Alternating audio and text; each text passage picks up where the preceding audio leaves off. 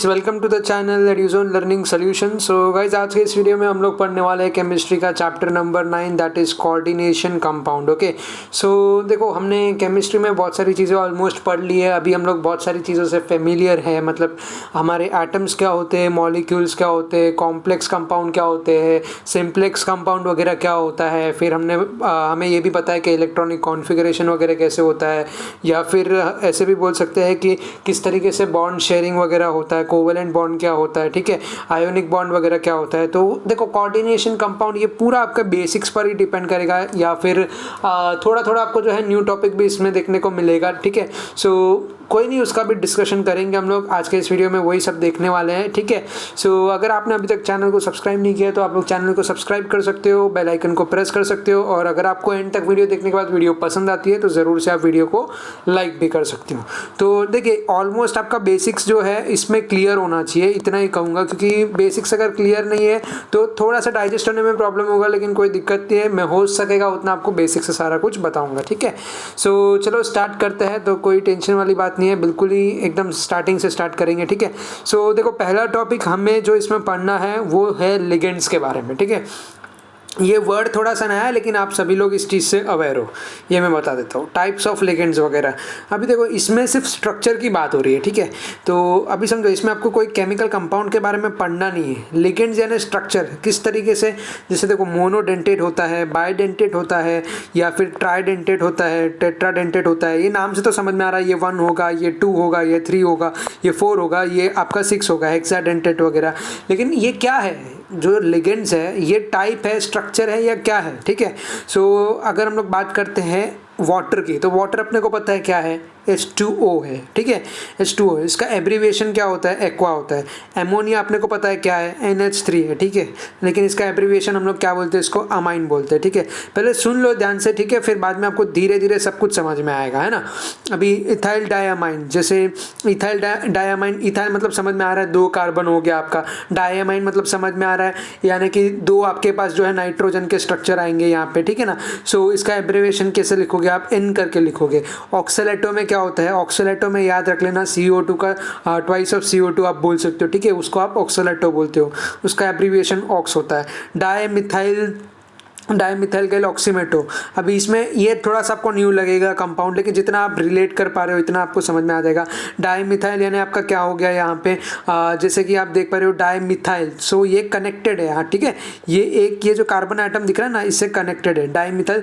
ये पूरा एक ब्लॉक है और ये पूरा एक ब्लॉक है, तो एक ही ब्लॉक पे आप लोग फोकस करो, मतलब ये डायमिथाइल यहाँ पे, सो 2 ट्वाइस कर देंगे, डायमिथाइल मिथाइल गाइल ऑक्सीमेटो लिखा है। ऑक्सीमेटो यानी क्या हो गया आपका, NOH यानी CCH3NOH। उसका कितना मॉलिक्यूल, 2 नंबर ऑफ, मतलब 2 मॉलिक्यूल्स लिख देंगे उसका, ठीक है। अभी इतना डाइजेस्ट नहीं होगा, लेकिन अभी समझाता हूँ आपको डोनर ग्रुप में, ठीक है।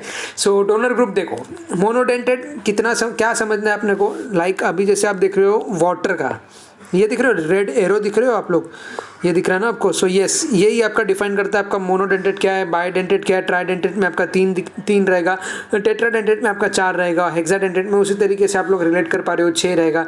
सो अभी यहाँ पे जैसे आप देख रहे हो वाटर का मेरे पास क्या है, H2O है, ठीक है। सो इसका एक ही डायरेक्शन, मोनोडेंटेड हम लोग बोलेंगे, क्यों, क्योंकि अभी आप अगर इसका देखते हो तो इसका क्या है, मेरे पास एक ऑक्सीजन आइटम है जिसको आप लोग सेंट्रल आइटम भी बोल सकते हो यहाँ पे, ठीक है, और क्या है यहाँ पे 2 हाइड्रोजन आइटम है, ठीक है। सो इसको आप लोग क्या बोलोगे, यहाँ पे मोनोडेंटेड बोलोगे। वैसे ही सेम NH3 है आपके पास। सो इसमें ना एंगल जो रहता है वो मैटर करता है आपका, क्योंकि वो कैसे डिपेंड करेगा, अभी आपका वो होता है आपके नंबर ऑफ वैलेंस इलेक्ट्रॉन पे, उस पर डिपेंड करता है वो, ठीक है। सो अभी बाइडेंटेट में क्या होगा, मेरे पास इथाइल, यहाँ पे क्या लिखा है, इथिलीन डायमाइन लिखा है, ठीक है, इथिलीन डायमाइन। सो ये देखो, ये एक ब्लॉक हुआ आपका और ये एक ब्लॉक हुआ आपका, ये हो गया आपका बाइडेंटेट हुआ। वैसे ही अभी आप ऑक्सलेटो के लिए देख रहे हो, तो ये आपका एक ब्लॉक हुआ, ये आपका एक ब्लॉक हुआ, ये हो गया आपका बाइडेंटेट हुआ। वैसे ही मैंने आपको इसका भी बताया डायमिथाइल गैल ऑक्सीमेटो का। सो ये आपको अगर थोड़ा सा कॉम्प्लेक्स जा रहा है तो हमें अभी फिलहाल ये नहीं पढ़ना है, ठीक है ना। ये आप जो भी है केमिकल कंपाउंड के बारे में ये हम लोग नहीं पढ़ रहे, फिलहाल हम लोग जो है लिगेंड्स को समझ रहे, टाइप ऑफ लिगेंड्स को समझ रहे, तो उसको समझने की कोशिश करो, ठीक है। जहाँ पे आप ब्रेक डाउन कर सकते हो कितने पार्ट में ब्रेक डाउन होगा वही आपका लिगेंड है, मतलब बाइडेंटेट है तो 2 पार्ट में ब्रेक डाउन हो जाएगा, ट्राइडेंटेट है तो 3 पार्ट में हो जाएगा। उसी तरीके से अभी आ रही है ना बात, धीरे धीरे समझ में आ रही है आई होप। सो देखो यहाँ पे ये हो गया हमारे पास बाइडेंटेट का स्ट्रक्चर हो गया। अभी ट्राइडेंटेट है, इसको आप ब्रेक किस तरीके से कर सकते हो, लेकिन देखो अभी यहाँ पे आपने ये NH ले लिया एक यहाँ पे, ठीक है, दूसरा आपके पास क्या है NH2 है, ये एक NH2 है, ओके ऑलराइट, समझ में आ रहा है। सो अभी इसमें ये एक ब्लॉक हुआ है ना, ये वाला एक ब्लॉक हुआ और ये वाला एक ब्लॉक हुआ, ओके। सो ये ट्राइडेंटेड हुआ। टेट्राडेंटेड में ऐसे बहुत सारे एग्जांपल्स होते हैं, मतलब आपको समझ में आएगा, ऐसे एग्जांपल्स जो है बहुत सारे होते हैं। अभी जैसे कि मेरे पास ये है तो इसमें मैं क्या लूँगा, NHCH2 ले सकता हूँ। ये एक तरीके से हो गया NHCH2। ये देखो ये वाला पार्ट अगर मैं इसको ड्रॉ करने जाऊँ तो ये NHCH2 मैंने ले लिया, यहाँ पे क्या लिया NHCH2 मैंने ले लिया, ये एक मैंने ब्रेक डाउन कर दिया और ये वाले मॉलिक्यूल्स, ये इतना कंपाउंड बना दिया मैंने, ठीक है। सो ये क्या होगा NHCH2 ट्वाइस हो जाएगा यहाँ पे, और यहाँ पे ये है आपका NHCH2। सो इस तरीके से भी आप लिख सकते हो टेट्राडेंटेट। हेक्साडेंटेट में क्या हो जाएगा, अभी हेक्साडेंटेट थोड़ा सा आपको डाइजेस्ट करना मुश्किल होगा, लेकिन सेंट्रल एटम को छोड़ के जितने भी आपके पास एटम है, जैसे अगर मेरे पास सेंट्रल एटम में ये बोलूँ, यहाँ पे कार्बन है, यहाँ पे भी कार्बन है, ये वाला है, यहाँ पे नाइट्रोजन है, यहाँ पे नाइट्रोजन है, यहाँ पे कार्बन है, यहाँ पे कार्बन है, ठीक है। सो ये सारे आपके क्या है, ये सेंट्रल एटम्स है। सो ये सेंट्रल एटम आपका एक ब्लॉक बनाता है, यानी कि एक कंपाउंड बनाता है, आप उसको उतने फॉर्म में ब्रेक डाउन कर सकते हो। तो ये हो गया आपका हेक्साडेंटेट हुआ। ये चीज़ आपको और भी आगे के क्लियर होगी, मतलब टाइप ऑफ लिगेंड्स अभी आपने इतना समझ लिया। मोनोडेंटेट लिगेंड को एक और बार देख लेते हैं, जैसे कि अगर मोनोडेंटेट लिगेंड की बात करूं, so monodentate ligand is the one where a single donor atom shares an electron pair to form a coordinate bond. क्या बनाने के लिए, कोऑर्डिनेट बॉन्ड बनाने के लिए। तो मोनोडेंटेट में जैसे सारे चीज़ में क्या होता है, हम लोग कोऑर्डिनेशन बॉन्ड बनाने के लिए चेक करते हैं, ठीक है। So coordinate bond with the central metal ion, ठीक है, ये इंपॉर्टेंट चीज़ है यहाँ पे। For example the ligand CH, OH और CN attach to a metal have a electron pair on Cl, O and N respectively. देखो ये Cl हुआ, ये O हुआ, ये N रिस्पेक्टिवली हुआ, ठीक है। सो अभी ये क्या बोल रहे हैं, ये Cl, OH या फिर CN, ये जो है आपके एक अटैच होते हैं, जो कि इलेक्ट्रॉन पेयर से जो है अटैच किए जाते हैं। और क्या क्या आइटम्स अटैच किए गए, जैसे Cl को अटैच किया गया है, ऑक्सीजन को अटैच किया गया है यहाँ पे, और आपके N को अटैच किया गया है, ठीक है। सो इस तरीके से भी आप इसको समझ सकते हो, मतलब ये जो है सेंट्रल एटम को किस तरीके से आप लोग अटैच करते हो मोनोडेंटेट लिगेंड्स, ओके। सो अभी आगे आपको देखते हैं पॉलीडेंटेट लिगेंड्स में, जैसे यहाँ पे हो गया इथाइल डाइअमाइन का हमने डिस्कस किया, ठीक है। Binds to metal using electron pair on each of its two nitrogen. देखो ये electron pair on each of its two nitrogen. So a polydentate ligand has 2 और मोर डोनर एटम्स, तो 2 या उससे ज़्यादा डोनर एटम्स हो गए। तो आप लोग किस तरीके से डिस्टिंग्विश करते हो इसको डोनर एटम्स के जरिए, to the central metal ion, to the central metal ion. For example, ethyl diamine and oxalate ion. 2 example है, ये पहला इथाइल डाइअमाइन का और ये ऑक्सलेटो का एग्जाम्पल है। Each of this ligand possesses 2 donor atoms, this are bidentate ligands. जितने donor atoms है उतने आपके लिगेंड्स में काउंट हो गए। जैसे अगर आपके पास 2 है तो आपका बाइडेंटेट हो गया, और अगर आपके पास 3 है तो ट्राइडेंटेट हो गया। जितने डोनर एटम्स है आपके पास 4 है तो टेट्राडेंटेट हो गया, ओके। सो ये चीज़ को थोड़ा सा दिमाग में फिट करके रख लो, थ्योरेटिकल बेसिस पे भी आपको मतलब MCQ फॉर्म में भी काम आने वाला है ये चीज़। तो खाली इतना समझ के ले लो, अगर आपको डेंटेड लिगेंड्स यानी कि नंबर ऑफ डेंटेड लिगेंड्स पता लगाना है, तो उसमें डोनर एटम कितने हैं वही आपको जानना होता है, दैट्स इट, और कुछ नहीं। और सेंट्रल एटम से आपको उसको कंपेयर करना होता है ना। सो सिमिलरली ऑक्सलेट के लिए हम लोग देखें तो C2O4 है, यूटिलाइजेस इलेक्ट्रॉन पेयर। अब देखो यहाँ पे ये क्या बना रहा है, यहाँ पे आप देख पा रहे हो, यहाँ पे डबल बॉन्ड बना रहा है, यहाँ पे सिंगल बॉन्ड बना रहा है। तो अब इनमें से स्टेबल कौन सा, डबल बॉन्ड वाला स्टेबल है, ठीक है। ये डबल, क्योंकि इसमें कितने हैं, यहाँ पे अगर आप देखोगे तो बॉन्डिंग बनाने के लिए इसको कितने चाहिए, ज़्यादा नंबर ऑफ इलेक्ट्रॉन चाहिए। यहाँ पे 4 चाहिए, यहाँ पे कितना चाहिए आपको, 6 चाहिए, ठीक है। सो उस तरीके से आप लोग देखोगे, यहाँ पे इलेक्ट्रोनेगेटिव एटम है, यहाँ पे ऑक्सीजन बना रहा है। On each of it's negatively charge oxygen atoms upon linking with the metal. आते हैं इथाइल डाइअमाइन टेट्रा एसीटेट। देखो इथाइल ये हो गया इस तरीके से, डाइअमाइन यानी ये एक अमाइन ग्रुप हुआ, ये दूसरा अमाइन ग्रुप, ठीक है। तो यहाँ पे क्लियर हुआ इथाइल डाइअमाइन क्या हुआ। अभी टेट्रा एसीटेट मतलब कितना हो गया आपका, मतलब 4 आप बोल सकते हो टेट्रा एसीटेट है।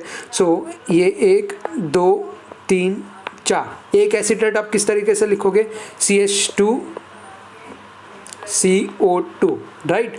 ये आपका हुआ एसीटेट। तो उसी तरीके से यहाँ पे कितने बन रहे हैं, ये एक बन गया, एक एसीटेट हुआ, ये 2 एसीटेट हुआ, ये 3 एसीटेट हुआ, ये 4 एसीटेट हुआ, तो चार टेट्रा एसीटेट, ठीक है। ये इथाइल हुआ, ये सेंट्रल एटम में गिनती होता है आपका, ठीक है, समझ लो इस बात को, है ना।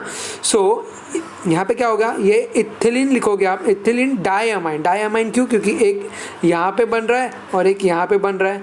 सो डाइअमाइन टेट्रा एसीटेट, आपको ब्रेक डाउन करके लिखने आना चाहिए, ठीक है ना। ये नोमेनक्लेचर की बातें हो गई ये सारी चीज़ें। तो यस, ये इस तरीके से हेक्साडेंटेट लिगेंड बनाता है। ओके, सो इसको थोड़ा सा आपको ध्यान से देखना पड़ेगा, रिवाइज करो, चीज़ों को समझ में आते जाएगा, ठीक है ना।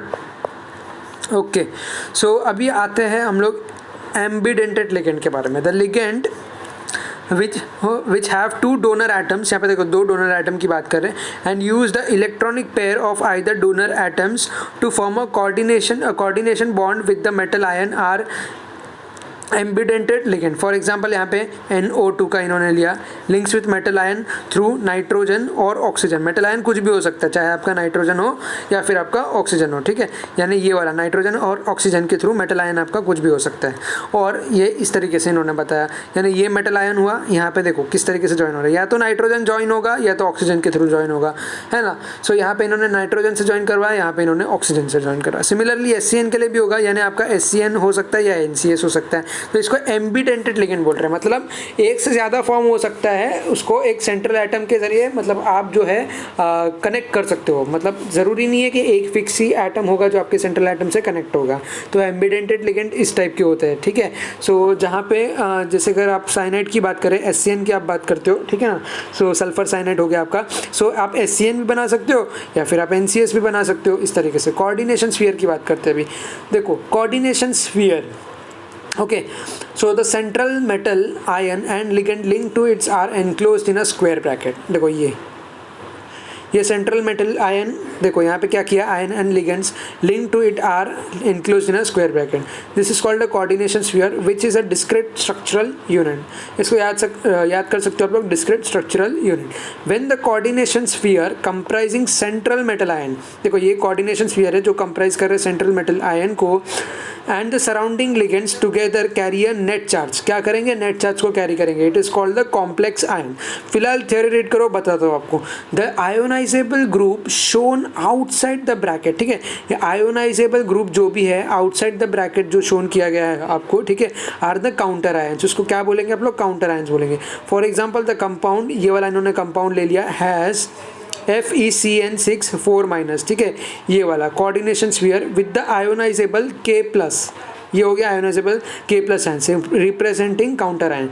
ये आपका क्या हो गया, ये काउंटर आयन हो गया आपका। सो द कंपाउंड किस तरीके से आयोनाइज होगा, यहाँ पे जो आपका नेट चार्ज है टोटल, यहाँ पे FeCN6 है वो एक साइड हो जाएगा और आपका काउंटर आयन यानी K+ यहाँ पे बन जाएगा। ओके, समझ में आ रही है आपको बातें।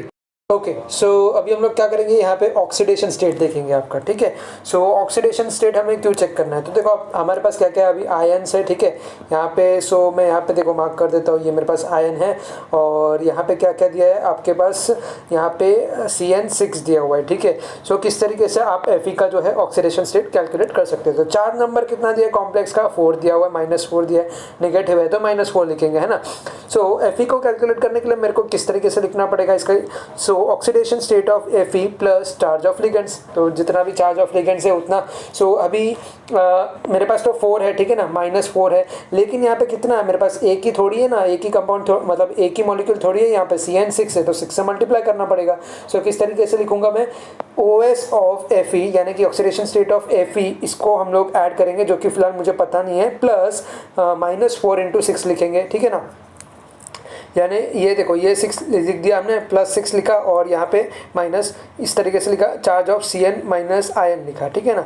सो क्या करेंगे हम लोग, -4 + 6 लिखेंगे। -4 ये Fe का -4 है, हाँ ठीक है, ये Fe का -4 है, CN का नहीं है, तो 6 × 4 नहीं कर सकते हम लोग, Fe का -4 है, स्क्वायर ब्रैकेट के अंदर है ना। सो क्या करेंगे, -4 + 6 यानी कि +2 इसका आंसर आ जाएगा। ऑक्सीडेशन स्टेट ऑफ Fe कैसे निकालोगे, होल ब्रैकेट में जो भी है आपका ये -4 है वो लिखेंगे, प्लस ऑक्सीडेशन यहाँ पे देखा +6 कर देंगे यहाँ पे, क्योंकि अगर आपको इसको ध्यान से समझना है तो आप ऐसे भी समझ सकते हो कि यहाँ पे जो है ये मैं इस तरीके से लिखूँगा, देखो Fe, यहाँ पे ये Fe मेरे पास आ गया, ठीक है, और ये मेरे पास कितना है, ये मेरे पास है +4, मैं लिख सकता हूँ इसको +4 लिख सकता हूँ यहाँ पे, ठीक है ना, Fe +4, और यहाँ पे हो गया मेरे पास 6, तो ये 6 मेरे पास साइनाइड का दिया हुआ है, और 4 जो है मेरे पास ये Fe +4 6, और यहाँ पे आप इसको शिफ्ट कर दोगे तो ये क्या मिलेगा आपको +2 में मिल जाएगा, यानी Fe = 6 - 4 दैट इज़ +2, ठीक है। सो +2 स्टेट आएगा आपके पास यहाँ पे। इतना क्लियर है, आपको ऑक्सीडेशन स्टेट ऑफ Fe लिखना है और उसके बाद ऐड कर देना है 6 × -1 से, 6 × -1 से आप लोग इसको ऐड कर दोगे, ठीक है। ओके चल, सो अभी आगे हम लोग देखते हैं आगे मेरे पास क्या क्या है। सो double salt and coordination complex देखेंगे हम लोग। डबल सॉल्ट क्या होता है, कोऑर्डिनेशन कॉम्प्लेक्स क्या होता है। तो double salt dissociates in water completely into simple ions में। जैसे कि एग्जांपल आपको दिया हुआ है FeSO4 NH4 डिसोसिएट्स एज, इसको देखो ये वाटर में किस तरीके से डिसोसिएट हो रहा है। तो Fe देखो अलग यहाँ पे हो गया, ब्रेक डाउन हो गया, +2NH4 +2SO4, ठीक है। अभी कार्बोनाइट ये स्ट्रक्चर है, यानी KCl MgCl2.6H2O। सो इसको भी वाटर में डिसोसिएट किया तो मेरे पास क्या आ गया, ये यहाँ पे फॉस्फोरस का आ गया, अरे सॉरी पोटेशियम का आ गया। ओके, सो ये इस तरीके से आप लोग ब्रेक डाउन करोगे Mg2+ एक्वियस सोल्यूशन में और 3 क्लोरीन माइनस। कोऑर्डिनेशन कॉम्प्लेक्स किस तरीके से लिखो, डबल सॉल्ट सिंपली आप बोल सकते हो ब्रेक डाउन होकर आपका जो है दो प्रोडक्ट यहाँ पे बन जाता है, एक रिएक्टेंट को जो आप लोग वाटर में डिसोसिएट करोगे तो, है ना। कोऑर्डिनेशन कॉम्प्लेक्स क्या होता है, coordination complex dissociates in water with at least 1 complex ion, यानी एक कॉम्प्लेक्स आयन के साथ वो डिसोसिएट होता है। फॉर एग्जांपल K4 ये वाला दिया हुआ है FeCN6 dissociates as a complex ion and counter ion, ये काउंटर आयन हो गया आपका, ठीक है, और ये आपका हो गया कॉम्प्लेक्स आयन हो गया। तो एक कॉम्प्लेक्स आयन होता है, उसका आप लोग जो है ऑक्सीडेशन स्टेट निकाल सकते हो, जैसे मैंने आपको अभी बताया था। तो अगर Fe का निकालना है तो +2 आएगा। किस तरीके से हम लोग करेंगे, इसको करेंगे -4 और ये यहाँ पे आपका +6, काउंटर आयन ये कॉम्प्लेक्स आयन, ठीक है, याद रखना हमेशा। सो इस तरीके से आप लोग डबल सॉल्ट भी समझ सकते हो, ब्रेक डाउन कर सकते हो, और कोऑर्डिनेशन कॉम्प्लेक्स भी आप पता लगा सकते हो। अभी यहाँ पे देखो वर्नर्स थियरी भी हम लोग यूज़ कर सकते हैं। कोऑर्डिनेशन नंबर कितना है, 6 दिया हुआ है। कोऑर्डिनेशन नंबर सब में कितना दिया हुआ है, 6 दिया हुआ है। सो किस तरीके से करना है इसको, कोऑर्डिनेशन अगर देखना है तो फर्स्ट ऑफ ऑल ये क्या है मेरे पास, COCl3.6NH3। इसका मतलब इसका ये वर्नर स्ट्रक्चर कुछ इस तरीके से बनेगा, ध्यान से समझो। CO ठीक है, समझ में आया। NH3 6 है, उसको हमने बॉन्ड बना दिया यहाँ पे Cl3 में अगर मैं देखने जाऊँ यहाँ पे तो Cl3 अगर आप देखते हो तो देखो यहाँ पे नेगेटिव आयंस है, इलेक्ट्रोनेगेटिव है यहाँ पे, और बॉन्ड देखो किस तरीके से बना रहा है। स्ट्रक्चर क्या आपका ऑक्टाहेड्रल है। The ligand NH3 satisfied only secondary valencies, satisfies only secondary valencies। जैसे अगर आप कंपेयर करते हो 5NH3 से, सो इसमें क्या होगा, सो क्लोरीन का कॉम्बिनेशन और भी स्ट्रॉन्ग होता जाएगा, ठीक है। सो 5NH3 के केस में क्या होगा, यहाँ पे 1 Cl- सेटिस्फाई सेकेंडरी वैलेंसी, एक Cl- जो है कोई भी एक वो सेटिस्फाई करेगा Cl की वैलेंसी को यहाँ पे, as well as primary valency. The remaining secondary valencies are satisfied by NH3, okay. So अभी अगर हम लोग देखें यहाँ पे COCl3.4NH3, तो इस केस में क्या होगा, .4NH3 में यहाँ पे भी कोऑर्डिनेशन नंबर क्या लिया है, 6 लिया हुआ है। सो ये ऑक्टाहेड्रल है, तो 2 Cl- लेंगे, 2। सो यहाँ पर 2 Cl- जो है यहाँ पे, एक सेकेंड, यस, यहाँ पे 2 Cl- जो है आयंस वो सेटिस्फाई होगा। तो अगर आपको किसी भी चीज़ को इस तरीके से पहचानना हो तो एक आपको शॉर्टकट ट्रिक मैं बताता हूँ। जैसे कि अगर मेरे पास 6 मॉलिक्यूल्स ऑफ NH3 दिया है और कोऑर्डिनेशन नंबर भी 6 दिया है, मतलब सारा का सारा NH3 ने एक्वायर करके रखा हुआ है, तो Cl यहाँ पे स्टेबल होगा, Cl यहाँ पे स्टेबल नहीं होगा। अगर यहाँ पे 6 मॉलिक्यूल दिया है और यहाँ पे 5 दिया है तो यहाँ पे एक क्लोरीन जो है स्टेबल हो सकता है। यहाँ पे नंबर 6 दिया है, यहाँ पे 4 मॉलिक्यूल ऑफ NH3 दिया है, मतलब 2 क्लोरीन स्टेबल हो सकता है। यहाँ पे अगर नंबर 6 दिया है कोऑर्डिनेशन नंबर और 3 मॉलिक्यूल्स ऑफ NH3 है, इसका क्या मतलब हुआ, यहाँ पे 3 क्लोरीन जो है स्टेबल हो सकता है। तो ये इस तरीके से जो है वैलेंस बॉन्ड यानी वैलेंस शेयरिंग ऑफ इलेक्ट्रॉन्स होता है, ठीक है, बॉन्ड बनाने के लिए। तो आप कोऑर्डिनेशन नंबर से कंपेयर कर सकते हो कि आपका क्लोरीन एटम जो है वो कितना स्टेबल हो सकता है। यहाँ पे समझ में आया, वर्नर्स थियरी इस तरीके से काम करता है, मतलब आपका नंबर ऑफ कोऑर्डिनेशन, जो भी कोऑर्डिनेशन नंबर दिया है माइनस नंबर ऑफ आपका जो भी मतलब मॉलिक्यूल्स का है, जितना नंबर ऑफ मॉलिक्यूल्स है, ठीक है। सो 6 है, 6 - 6 अगर मैं 0 कर दूँ तो यहाँ पे एक भी भी क्लोरीन एटम स्टेबल नहीं होगा। यहाँ पे 6-5 कर दूँ तो 1, एक भी क्लोरीन एटम आपका स्टेबल नहीं होगा। ओके, सो आई होप ये पार्ट भी आपको क्लियर हो रहा होगा। ठीक है, सो अभी हम लोग आते हैं कॉम्प्लेक्स और होमोलेप्टिक पे। कॉम्प्लेक्स कंपाउंड और होमोलेप्टिक, तो ये देखो डिवाइड हुआ है। कॉम्प्लेक्स यानी दो स्ट्रक्चर हो सकता है, एक होमोलेप्टिक हो सकता है, दूसरा हेट्रोलेप्टिक हो सकता है, ध्यान रखना। ठीक है, सो अगर मैं बात करूँ होमोलेप्टिक वर्सेस हेट्रोलेप्टिक कॉम्प्लेक्सेस की, सो फर्स्ट ऑफ ऑल इनके डेफिनेशंस हम लोग देखते हैं, होमोलेप्टिक क्या होता है और हेट्रोलेप्टिक क्या होता है। So homoleptic complexes are chemical compounds containing identical ligands. ठीक है, आइडेंटिकल मतलब एक जैसे लिगेंड आपको दिखाई देंगे attached to a metal centre. Heteroleptic complexes क्या होता है, complexes are chemical compound containing at least one different ligand attached to the metal centre. So समझ में आया, यहाँ पे होमोलेप्टिक आपका जो है आइडेंटिकल लिगेंड होगा और आप इसको आइडेंटिकल लिगेंड नहीं बोल सकते हेट्रोलेप्टिक को। क्यों? क्योंकि इसमें एक तो भी ऐसा कोई तो भी मतलब अटैच्ड होगा आपका। ठीक है, सो एक डिफरेंट लिगेंड जो है आपका इसमें अटैच होगा। लिगेंड टाइप क्या होगा, सिमिलर लिगेंड्स आर प्रेजेंट, यहाँ पे डिफरेंट लिगेंड्स आर प्रेजेंट। इसका कॉम्प्लेक्सिटी लो होगा, इसका कॉम्प्लेक्सिटी हाई होगा। क्यों?